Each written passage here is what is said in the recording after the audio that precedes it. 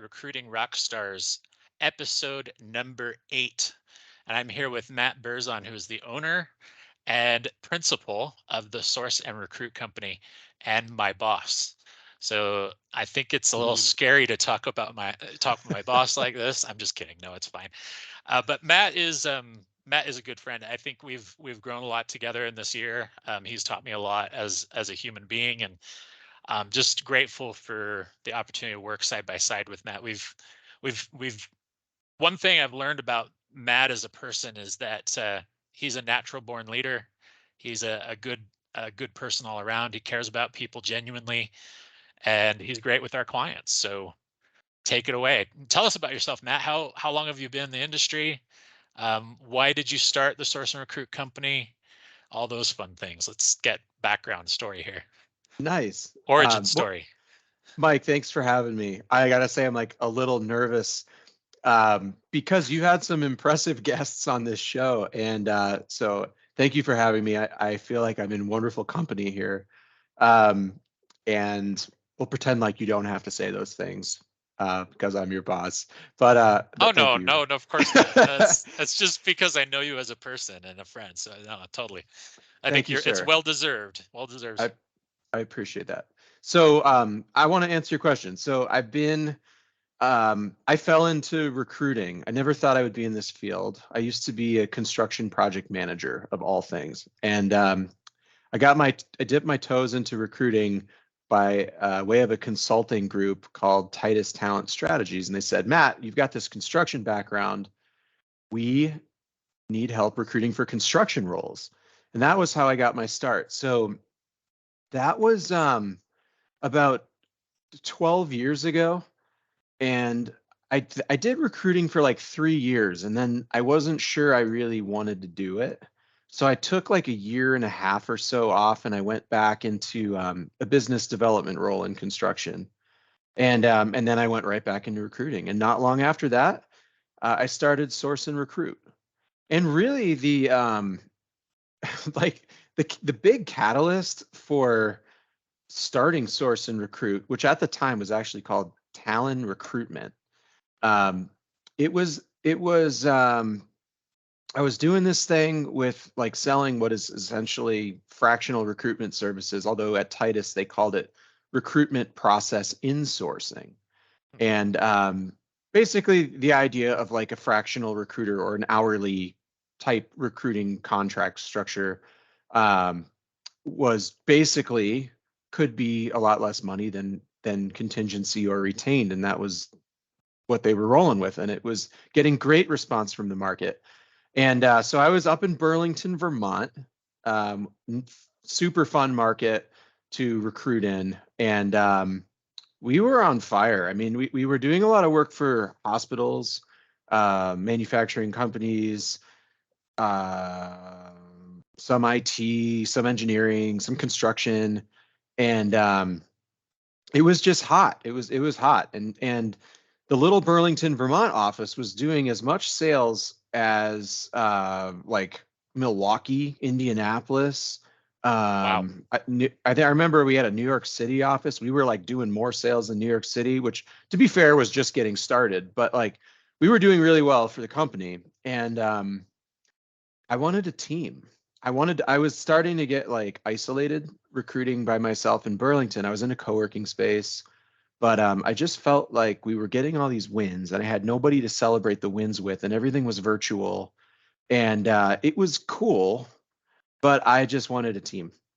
And what gave me the confidence to step out was I had been recruiting and filling my recs, and I had also been selling and hitting my quotas. I had one year where I hit my quota for the year. We were like January to December. I hit my quota in like June. I was so far ahead of the quota that I really got to take a moment and breathe. And one thing I loved about Titus was I'm sure Jonathan, the CEO, would have wanted me to just keep the pedal down and keep going. And quite frankly, I did kind of, sort of. But he gave me a chance to do a trip um, with a camper out west and take some time to just like take a deep breath and recharge. And that was a trip I'll never forget that my boss at Titus approved. So I don't know.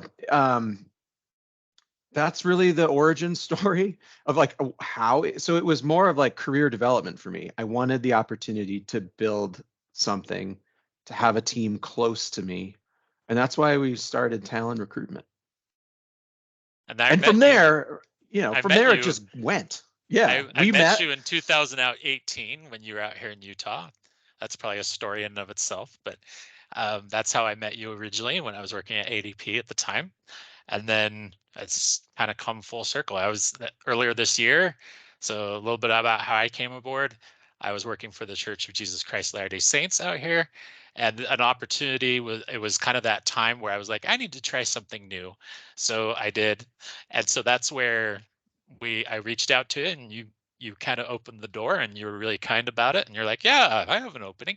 So that's how it came. So, and it's been an interesting year because 2023 has, definitely been a challenge from the standpoint of an interesting economy, right? I think it's just a fascinating time since 2020 to up to this point. Tell us about that, Matt. How did you get through those weird times when COVID came and, running an agency? I mean, it must have been a journey for you. Oh boy. Yeah. So, well, okay. That it was not that was not a fun time. And um, when I go back to like March of 2020, which is just about when all of our clients disappeared within the same week, we were just like in the wrong industries at the wrong time. And what's so weird about that is like our clients, like we always have projects starting and stopping in like different industries. And just at that moment, we were in industries that got hit really hard. And we didn't really have anything um, going in like an industry that started booming. So we had like no e-commerce or like no like Netflix or Zoom like clients or it was just not good. And there's like a lot of luck in business. Like there's a lot of hard work and you can create luck through hard work and no I doubt about agree that. with you. And Yes. like So I true. heard I also believe I think you can build $100 million company on like passion alone. Like if you have it. Like what happened was we got lucky because we had been in business since 2016 and we had been doing well. I mean, we were growing every year. We had the tax returns to prove it, and so the PPP loans like really helped us preserve our team. And without that, oh boy, it would have been very scary. Um, Hmm. Huge dip into the savings, right? Like to try to keep a team afloat. And there was just so much uncertainty as anyone who lived through that knows. It was just like crazy. So ultimately, PPP kind of got us through the real uncertain times, and it gave us time to pivot. So we kind of spent 3 months working on ourselves. Basically, we created an e-commerce site, which was fun, and we get orders through that still today, which is really cool. Um, and so that was a plus. We changed software. I think we might have changed our CRM in or around that time. We just kind of took on some big projects and worked on our branding, worked on the website. We just did stuff on for us. And then what got us out was we got hooked up with one of the vendors that was building automated warehousing for like Wow. Amazon, and they kept us busy, and that was like the start of the recovery. And of course people were buying stuff online like crazy because they couldn't go anywhere, and so we rode that wave, and then ultimately business started coming back alive, and then our orders picked up. So it was scary, but we handled it well. We kept calm. We did everything we could to keep the team intact. In fact, like everyone, we had like a temporary layoff, but everyone was made whole. And if people wanted to come back, they could have come back. And there were a few that said, you know what, I'm going to go do something else. I don't blame them because it wasn't a great time to be in recruiting, especially if you were just starting your career. So, it was Oh dear. Yeah. interesting, Mike. It was interesting, but we made it. And like, and then then we put up a record year in 2021, which probably a lot of agency recruiters did just because we were riding that wave of rehiring. And then 2022 was another record year. And then that brings us to this year, which is just an interesting year. It's definitely not a record year, it's not that far off. Um, but it just feels a little different. And it's, we're Agree dealing with with you. like Yeah. It's a strange the feeling. rising interest rates are just changing like how it seems like a lot of the customers are looking at recruitment. And then also, um, the ridiculously low unemployment figures, the challenging market. Everyone's trying to hire at the same time and grow their businesses. There's a lot of money floating around out there that people want to put to work. It's like interesting. Well, that's why, and we even have, we have some tough recruitments that we're working on too, right? I mean, I have about two, two or three, but it's good. It stretches you, it makes you better. But I think the question, it's such an interesting thing. So I'll pivot. When when I did my SourceCon presentation, I don't know if you saw a little bit of the slides, but there's a lot of data in there. And what I was basically showing at the conference, the SourceCon conference in Minneapolis, was that there was a lot of change in a very short period of time from 2020 to 2023, and that the labor participation rate was actually below where it was because a lot of people had left the workforce, and a lot of retirees who otherwise would have stayed left, opening opportunities for others. And it was just so there's that. And then the COVID did that. The remote work thing kind of came into play when George Floyd, that incident happened. That also brought, diversity into the forefront, and how that works for companies. It's a So our model, the scalable model that we've come up with, allows us to service and, you know help with all these different things. Talk more about, where you see the trending going, and AI and all that fun stuff. You just did a great presentation on that, by the way. So where do you see Yeah, the trends? Where do we go from here right now in this period of time into 2024? What do you think? What's your prediction? What do you think's going to happen? I think I think some form of RPO is going to be very popular. There's obviously some of our sectors in the US are laying off in-house recruiters. They're cutting back in Hmm. that area. But when they come back online, they could fill those permanent roles or they could outsource. And um, outsourcing can work really, really well. It just kind of depends on what you're trying to do. Um, That's right. Smaller scale stuff, small businesses, medium sized companies, like outsourcing is very effective. It's I think when you get into these like massive, we want 10,000 positions a year filled, like that's where it gets so hard to manage, so messy. I don't know. That's not our world, right, Mike? Like No, it's we not. Yeah, we work with a lot of small and mid market. small So mid market. Yeah, yeah, I think yeah. like and I think my perception of the world is quite frankly limited. I live in Vermont. We're like one of the smallest economies in the US. We have a very healthy economy, but it's a small economy, and our average size business is under 50 employees, right? So, like, Hmm. that's kind of who I'm used to serving. And like, outsourced recruitment for those businesses rocks.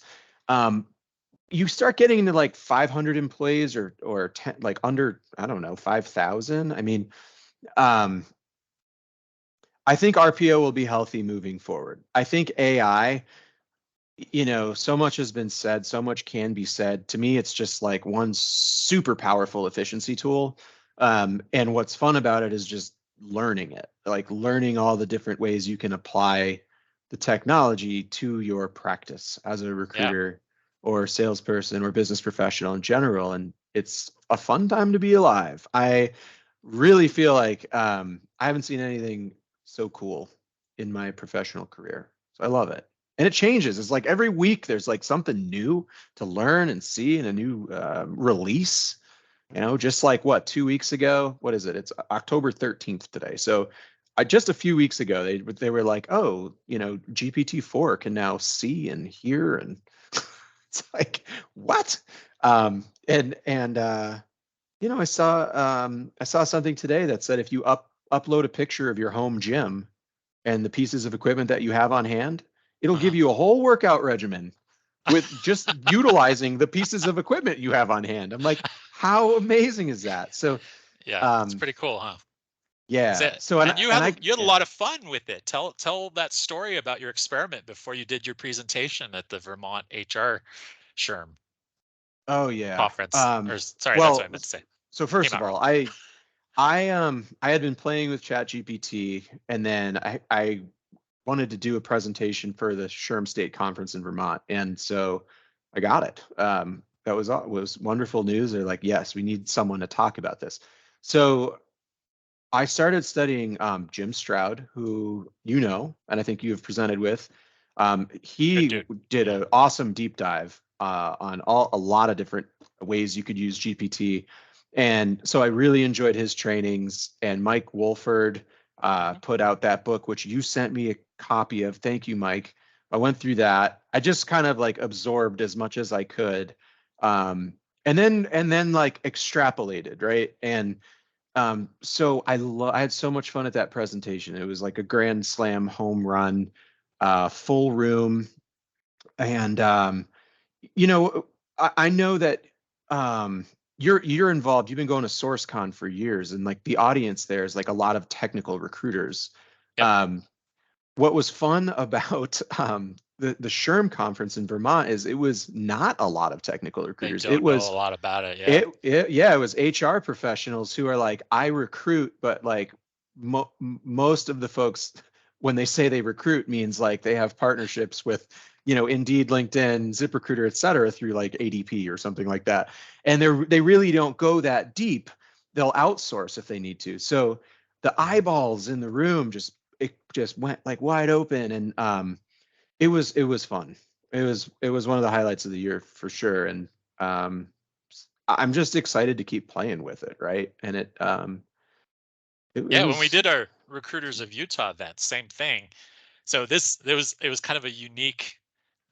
You didn't get a chance to see it, but when Mike Wolford did his presentation at the Recruiters of Utah, um, based everything he'd learned from his book, he actually was able to create a like an interview between like the founder of artificial intelligence and the CEO of ChatGPT, and it was uh, set up through AI. So it was like they were wow. talking with each other with their personalities, and that was part of his presentation. He had created this thing using some tool that is able to recreate a video based on their mannerisms and everything. It was like they had an interview between each other using artificial intelligence, and it was insane. It's like these two robots are talking to each other, but they're supposed to represent those two people. The founder, I can't remember the name of the modern day inventor of artificial intelligence, but it was talking to the CEO of ChatGPT. Pretty crazy, and that was his presentation. And it was talking Wow. about the iterations of.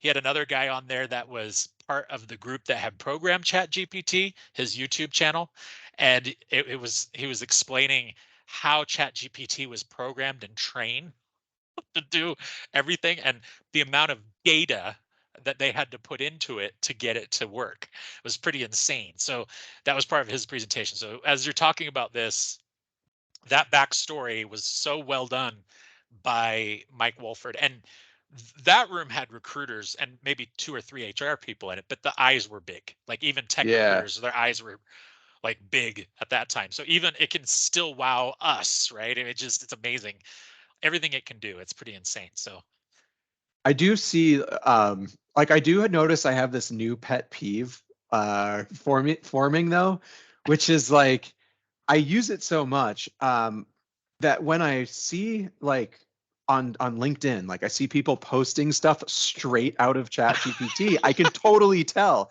And I don't know if it's that like happens to anyone you can else, but read. it's like Oh yeah, they're it's it's usually the just emojis are the dead giveaway for oh me, and goodness.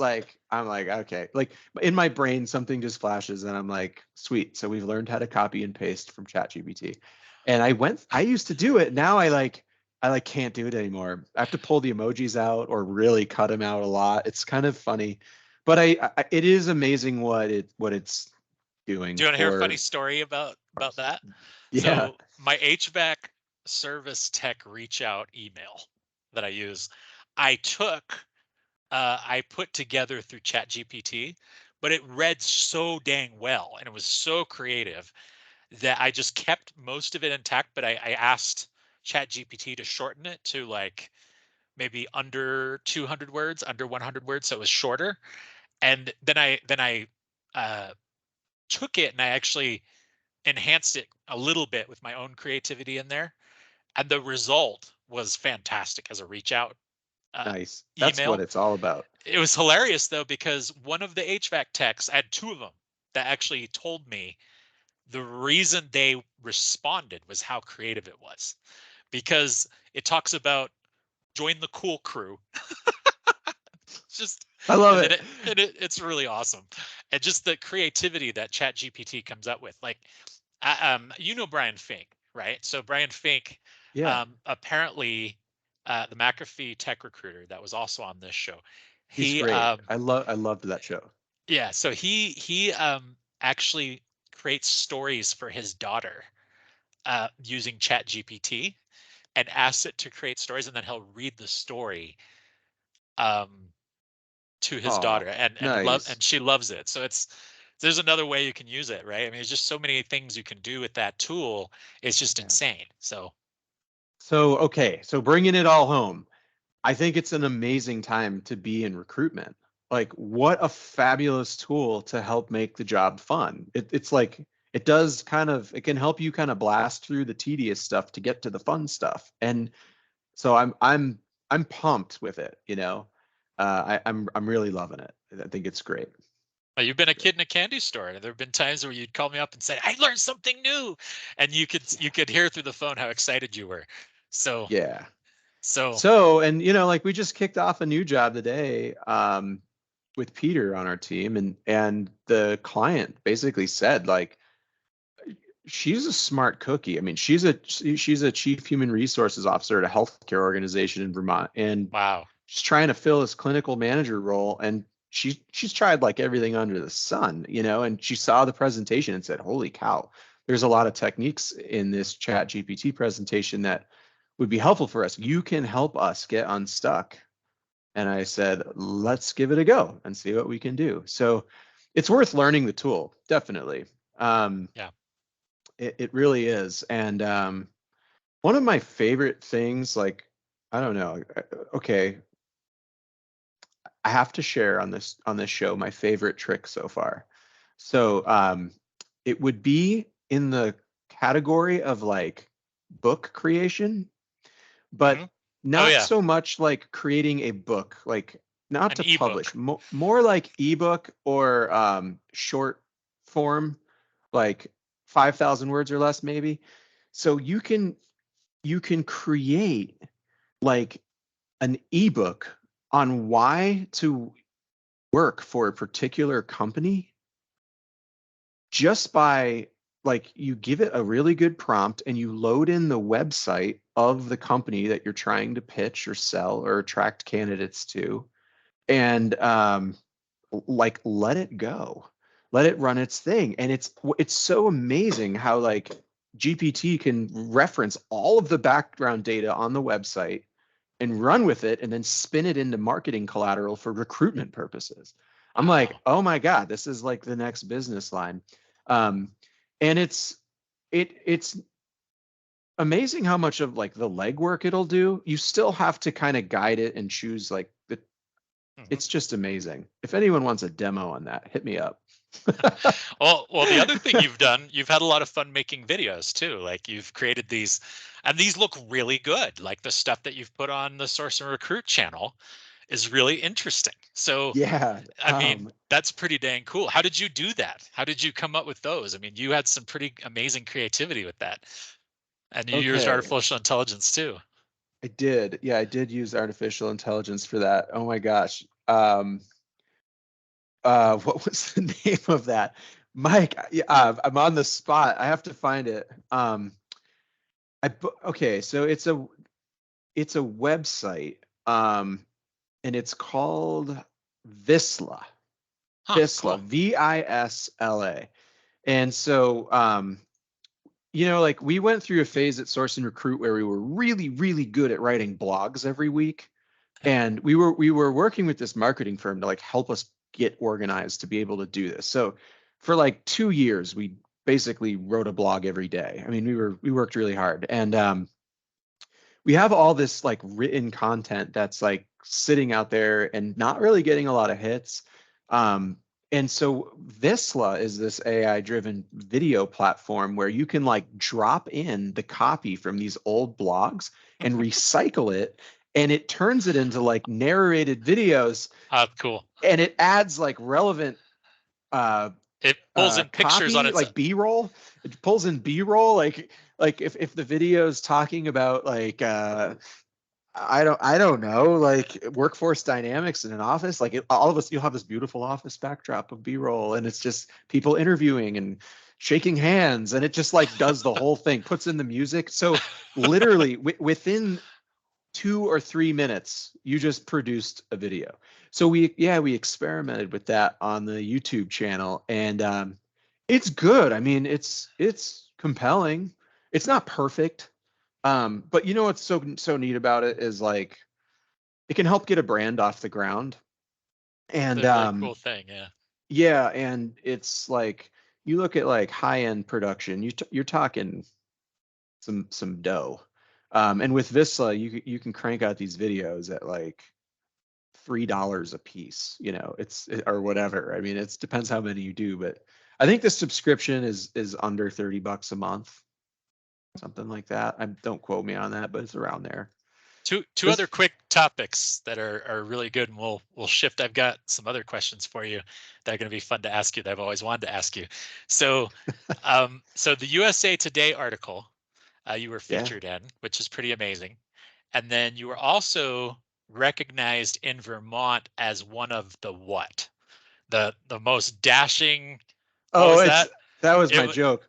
It's like a top 40 under 40. It's called Rising Star under 40, basically. It's like a top 40 under 40. There's every year, so that was an honor to get, and I got to thank my dad for doing that. I mean, my dad didn't get me selected, but he was a champion, and he recommended me like 3 years in a row, and I didn't get it the first 2 years, and like he didn't give up and put in the application like a third time, and it was a little disheartening to like not get selected, I gotta tell you, because you've been nominated, and I got a little like, I was like, boo-hoo, they don't like me. um and and then I got it, and so I got to thank my dad for doing that. And it's a super competitive class of like, there's everyone is just kicking butt in their respective fields. And so that's, yeah, there's like a nice party we get to go to on November 2nd. And what I learned is they've been doing this every year for 18 years. So Wow, that's pretty you cool. get in, talk about recruiting gold mine, by the way. You get in, and then you get access to the database of all the top 40 under 40s for like the last 18 years. And then they have like, Oh, wow, that's I cool. know, I know. And then they have alumni of the year. So Oh, it's a wow. Okay. nice like group that you can tap into if you have ideas or need help or need to poll on something. And yeah, so that was quite an honor. And the USA Today article, that was interesting. I've always struggled with PR as a small business owner, because um you have to like write your press releases or write your articles, and then like kind of also champion them to various media outlets and like get the ball rolling. And it's kind of like this whole PR is like a whole profession in and of itself that Totally. I just had no experience in. So I historically, we've just been terrible at getting what's called like earned media. um and quite frankly, self-critique time, I've also been really bad at paid media. And Mm, I don't know how many tens of thousands of dollars I've wasted on like Facebook ads and stuff over the years that just like I didn't have optimized quite right.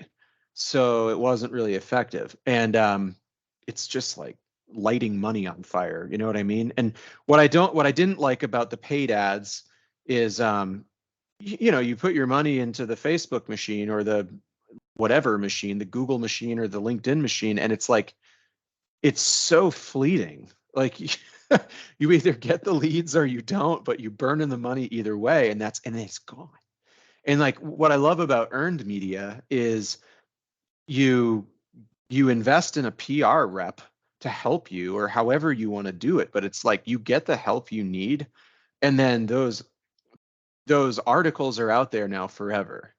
So if I Hmm. could go back to my younger self, and I would say younger self, like figure out your PR strategy sooner because it is really important um, when you're trying to build a company. Hmm. And it's kind of like we've only had that out there for a wee bit of time, and just in that time, the candidates we've interviewed at Source and Recruit are like, "Hey, I just read about you on like Digital Journal or like USA Today. Awesome." It's pretty dang cool. Yeah, and like it's just kind of a matter of time until customers are like, "Yeah, that firm was like featured in some big publications," and it just gets you in the game, like Mhm. on a much bigger in a much bigger scale. Yeah. So moral of the story is like get a PR rep. And yeah, it costs money, but everything does. Well, Like what doesn't cost money? so I'm going to give you some context for this question of where it's about to come from. But I think there's a couple of different things that I've learned about you over time that I think it's really good for people to hear because you're an amazing person in your own way, and you're also very humble. One thing I love about you is you know how to balance things really well, and I think you faced your challenges, but you're also an entrepreneur. So where this is coming from is about a week ago, I went to the Silicon Slopes Summit. That was one of the coolest things I've ever done. And sitting in front of amazing entrepreneurs and listening to their stories and the challenges they went through. These were tech entrepreneurs, but it's the same idea. You're hustling, you're trying to bring in business. You got to learn all the different parts and moving components of a business to make it run. And I there was probably a time in your career where you're like, I didn't even see myself being in this, but here I am. And you face some challenges. You're also a hockey goalie. And one thing, I'm an avid Sharks fan. So seeing the goalie position and seeing the leadership that comes from a goalie, there's a two-part question here. But how have how have you grown as an entrepreneur, and what have been the challenges you've faced? How has being a hockey goalie helped you in your life, in relation to that? So that's a two-part question, but it's connected. Oh boy, that's fun. That was a That's question I've fun. been dying to ask you as a leader for a long time, and I haven't Whew. had a chance yet. So this is So fun. I'm gonna start with a goalie question first because I think it really has shaped a lot of my personality and who I am. And there so in that, like you're under a lot of pressure. And what's fun about that sport is you learn to deal with that at a very young age. Um, I think I started playing goalie in squirts. So you kind of get used to that quickly. And you've got this team that's like relying on you to do your job. And if you don't, the scoreboard gets lit up, right? And it's like you can have these blowout games and the morale of the team really drops. So like it's a high pressure position, and for like an outsider coming in just looking at this sport must be like, "Oh my gosh, how do they deal with the pressure?" But the reality is if you do it long enough, you get used to it and you kind of like you still feel it sometimes, but you have confidence in yourself to do the job and you master the game. And you learn how to read plays, and just like body positioning can do a lot of the job. um it's without even having to move a muscle, as long as you know where to be. So it gives you resiliency. Everybody has a bad game. It's in how you respond, right? Goals are always going to go in. It's how you respond. Like no goalie in history has ever posted a never-ending shutout. So like you're going to have wins, you're going to have losses. It's about how often can you win, and it's about how often can you keep the puck out of the net. And so um, having the right mental space is just huge in sports, but also as a goaltender, you just got to have the right head game. And took Very me a cool. long time to get that figured out. And I didn't really get that figured out until probably my sophomore year in college. Huh. Um, Yeah, I did, it was a combination of late bloomer, maturity, just like having confidence in myself, um, learning how to take feedback from my coach positively, not take it negatively, not overthink things. I don't know, there's a lot to it. And so and then you kind of start your career. I started my career. So I used to work at Kohler Company, and I have so much respect for that firm. That was it's one of the largest privately held businesses in the U.S. They make plumbing products, engines, generators. They're huge in hospitality. They're legendary in golfing. Um, they've held the U.S. Open and all sorts of amazing events. And so this the CEO at the time when I was there was Herb Kohler, who recently passed. Um, Amazing, bigger than life kind of guy. And but also his son is who I wanted to talk about. So David Kohler was his son. He was like the president at the time, and he's now the chairman. Um, Wonderful guy, great head on his shoulders, hard worker. I heard him speak at Kohler, and it was like a small room, and someone asked him like what tips do you have like for people wanting to build a meaningful career, and his tip was you will be most valuable in your career if you can learn like a few different skills. So Hmm. like you don't want to just be like a master at like one thing. You kind of need to like learn a bunch of different things. And that was the first time I think I heard somebody say that to me. I was probably in my early 20s, and obviously I haven't forgotten that. Um, and that's been huge for me as an entrepreneur. You figure out pretty quick what you can do and can't do, and everyone has different like dependency personalities. Like, are you reliant on help from other people, or are you like really strongly like independent? You try to do everything yourself, and it's really hard for you to ask for help. So like those kinds of things can impact what kind of entrepreneur you are.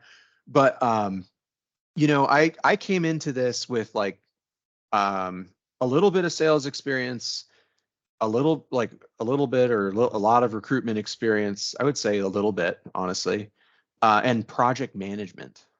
And Hmm. that I was pretty strong in project management. And so that That's was right. like You have your PMP, right? yeah, it was a PM. I mean, I used to be a PM. My biggest job was like 2.5 years or something, 2 years on a $20 million construction project, which is pretty big. I mean, it's not That is big. huge, but it was complicated. It was a lead platinum energy net zero project at Choate Rosemary Hall in Connecticut. And at the time, there was like less than five of those kinds of projects done in the US. So it was a hard job because it wasn't cookie cutter at all. It was like everything we were doing was like the first time the contractors had tried to do something like that. And even the shower heads, I swear to gosh, this project was crazy. Kohler was a donor on this job.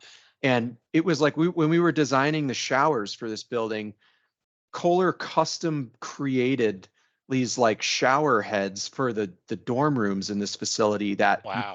you pressed a button and the water like immediate like went off after 60 seconds Huh. because they were trying to conserve water, and the whole point of the project was like zero impact. you know it's going to make more That's energy over the course of the year amazing. than use. I mean, it was wild. So it was a hard job. And but that was so I came into recruiting with those skills. And I think like the accounting piece of it you can kind of learn. We have a CPA, so like I have someone checking what I'm doing to make sure we're not like getting ourselves in trouble, and that's easy to outsource.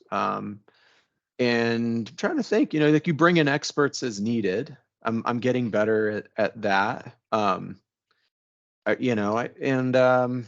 creative, so like we did our own website, and Squarespace makes things like that possible. um It's a great if you have website. an interest in learning, and Scott just left our team, but Scott and I used to play music together, and like we did the intro voiceovers and background music for like the video on the site and just all sorts of stuff. Like you just have fun with it, like I think it's fun when companies have personality and are authentic. And sometimes you can't be as authentic as you want due to constraints of time or money or just, but it's just fun to build. It's fun to build and include others in building, like, so that's my spiel there. But you just have to have multiple skills. So, and you learn on the go. I mean, a lot of things you do learn on the fly. Everyone had a first time for everything.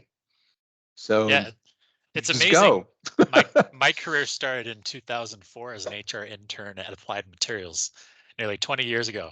And so I remember, learning things. And I remember sitting across the table from this amazing HR director who's now retired. Um, I lost track of her, but she's amazing. Name's Judy Wallace. And she told me first time when I was sitting in front of her, she goes, remember one thing about your career, and because I wanted to clear my desk of all my stuff at the end of the day, and she says, you're never going to clear your desk. There's always going to be work. And so I'll remember that. I remember that tidbit of information that she shared, and it's fun hearing you talk about it because it's the same idea. Because you know what I mean. It's like, as an entrepreneur, you're never, it's eats, sleeps, and breathes with you every day.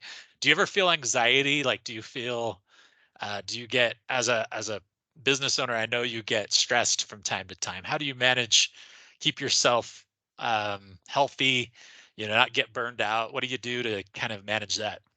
Yeah, well, so of course, I think it's like you'd be crazy if you didn't. I think so I'll come back to the anxiety thing, but I've gotten really good. So my first 6 years or 7 years, I really worked hard and I didn't take care of my body. Um and I also started making money. So like I noticed that I was eating out a lot because I was prioritizing my working time. So I wasn't cooking healthy meals at home. I would just be like, I'm an executive now. So I'm going to go out for every meal and then just work, work, work, work. And it was like, okay, so I got out of shape. And what happened is I love hockey. We already talked about that. I love hockey. And I was starting to get hurt. And Really? Wow. Okay. yeah, so I just It was would, affecting you in the sport, so you yeah, kind of noticed. I was Okay. getting older. My body wasn't keeping up, and it was frustrating. And I don't know. I also so okay. So I read. Where's this all going? I felt like I wasn't on a good path. I didn't feel good about my body, basically, but not in like a not a like a. I don't think I had a like a disease of some kind. Like it wasn't like that. I just didn't feel good. So I read. I wanted to get back into shape, and then I read Atomic Habits, and that really helped me. Like my God, I actually got into a reading kick. I started reading a lot more, and I loved it, and I was like consuming books quickly, and I got into Atomic Habits. It helped me get unstuck.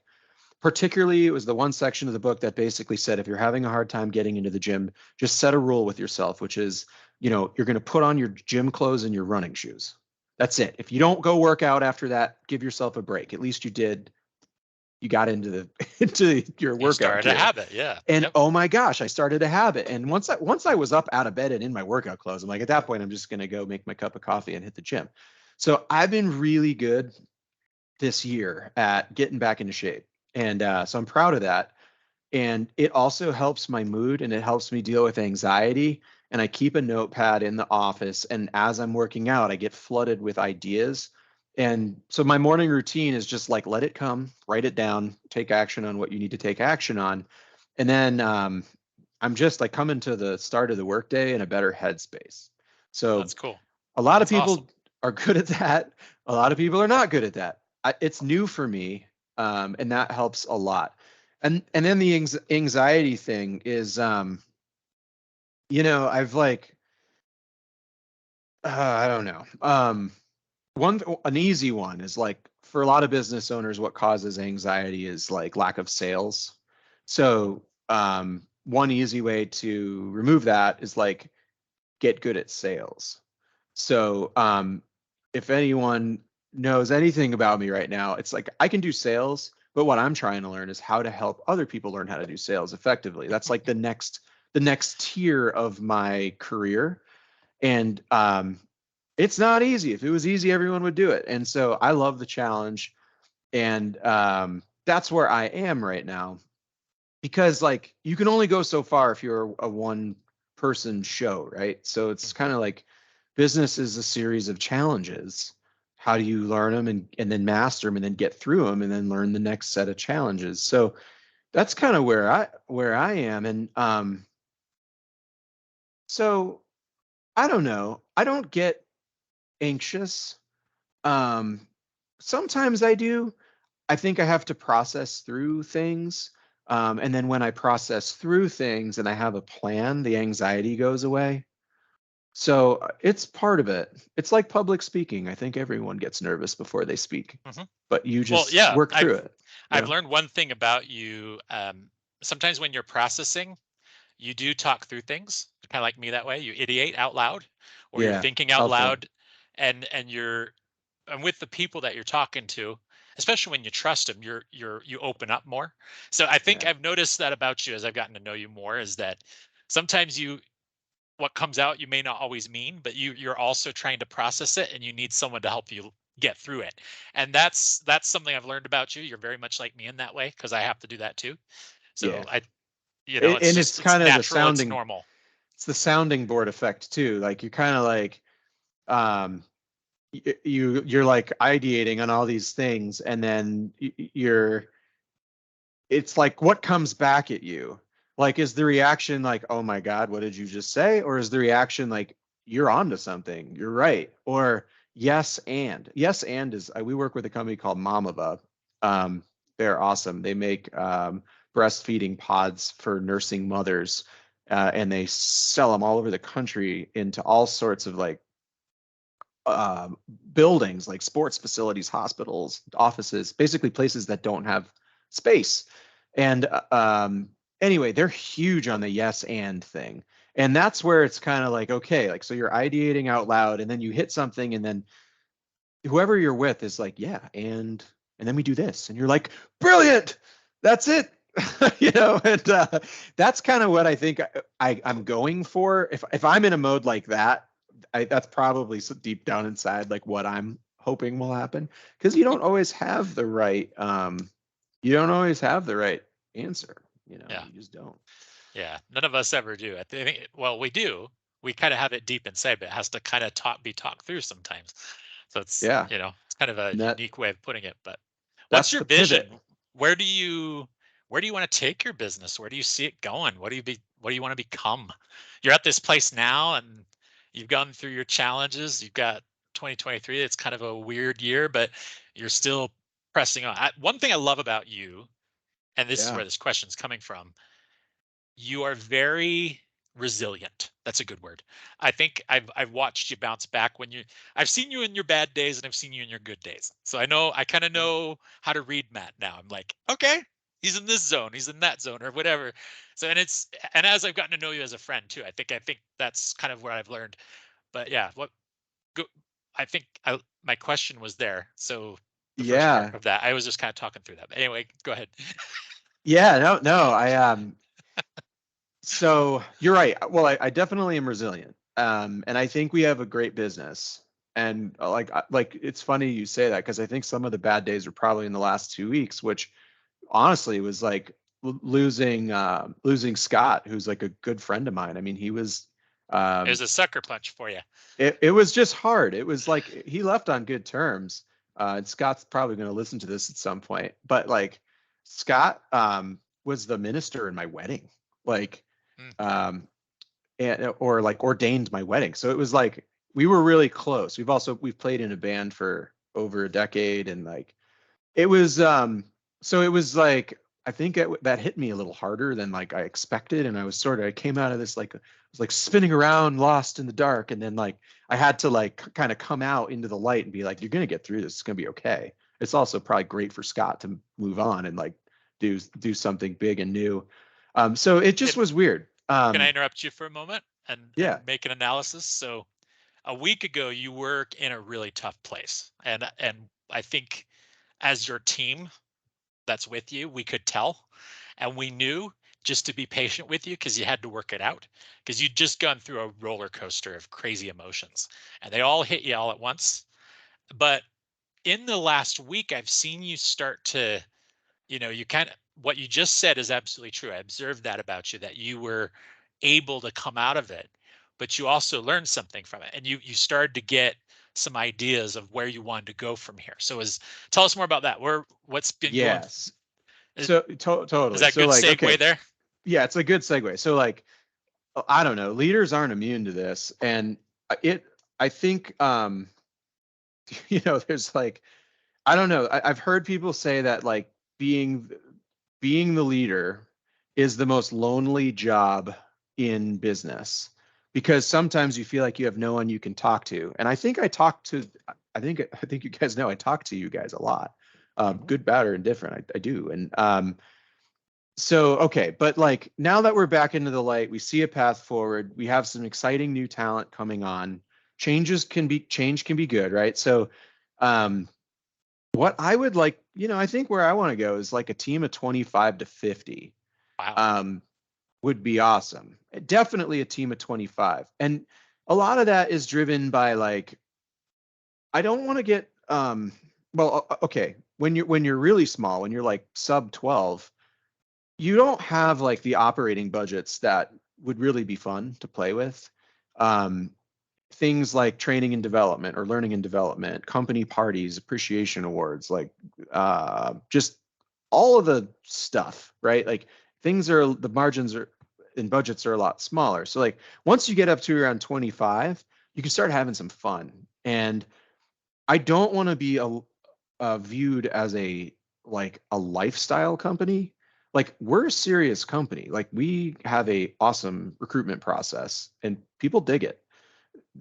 Agree with But you. I Yeah. don't want so a good friend of mine had a unicorn business and exited for over 1 billion, right, with a few of his co-founding buddies. And he just an amazing story and incredible like success, and really mind-boggling to think about that, what they accomplished. And they all stayed friends, by the way, through that whole meteoric rise.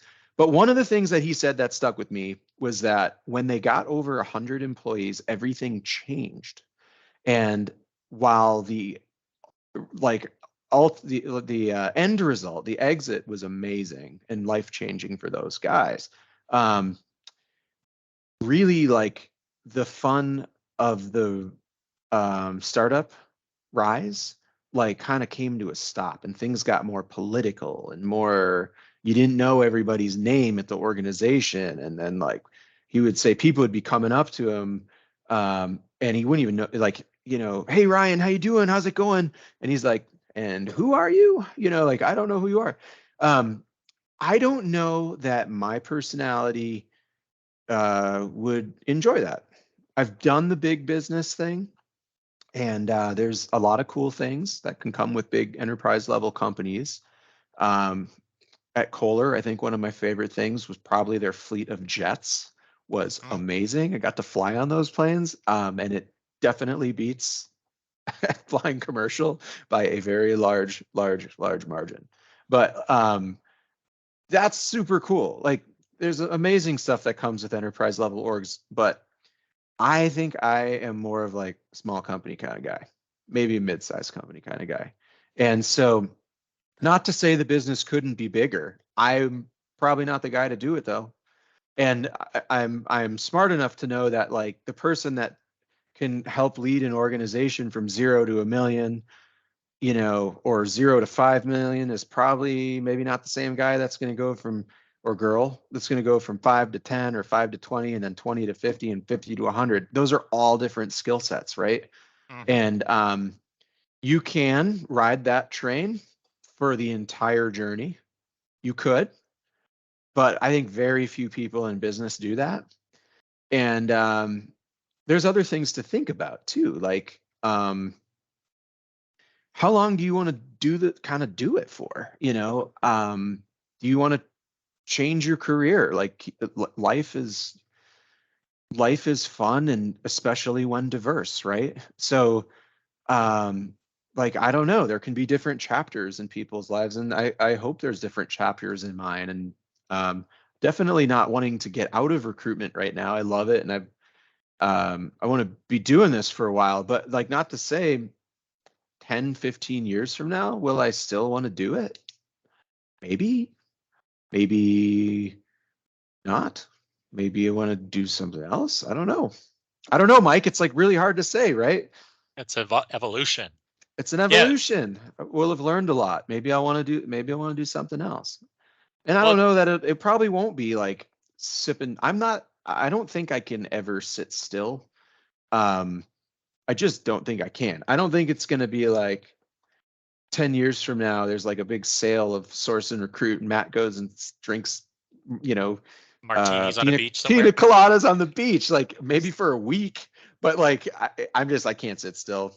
I would find something else to do. And like, I'm a little bit of like ADD boy, right? So I love recruiting because it's fast paced. We get to work in a lot of different industries and businesses, and it's always stimulating.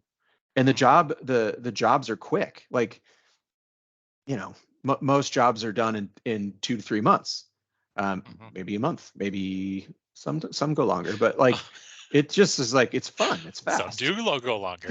Some go longer. I It's have a few of those right now. I Sorry. It's not by any design. anyone who's been in recruiting long enough, you see it all. You see it Yep. all. Well, this has been a fun conversation. Is there anything you want to close with? Anything that comes to mind, that any parting advice for, maybe new recruiters out there, folks who aspire to start an agency at some point, or anything like that, or just even the entrepreneurial, for entrepreneurs, whatever you feel you want to end with, I guess. Yeah. Well, um, oh, okay, Mike. I think my parting wisdom is for recruiters would be learn and practice sales all the time, because that is such a big door opener to so many things. Like it's if you just look at the recruiting industry, or you look at on the agency side, like sales is the lifeblood of the agency. So if you can learn to sell consistently and bring clients in, you're like fast track to partner level, basically. If you can deliver and you can sell, you're going to be invaluable to the organization that you're working with. But then also, if you are entrepreneurial, you'll have the confidence to take the leap. I think the scariest thing to do would be to never have sold before and be like, I want to start my own firm. I feel like that would be terrifying, because you are burning your savings while trying to learn sales. And it's not how to do it. So, I think and sales is also like wherever you go in business, is it's just important to be able to articulate the value you bring to the table, in kind of what your value proposition is, right? So Hmm. key skill key skill. And I know at Source and Recruit, like in our current iteration, we have wonderful applicants that want to get into agency recruitment. I mean, like there's so many incredible recruiters out there, that what separates people from my perspective is like, do they have the sales experience though, and have they been successful at it, or have they learned and are basically on the cusp of having success at it? And that's where it's like, okay, next level achieved, right? So it's good to practice, good to learn, good to get exposure to. And that would be, coming from an agency guy, that would be my tip. What's your any good books that are your favorite in sales? What's your favorite sales book of all time?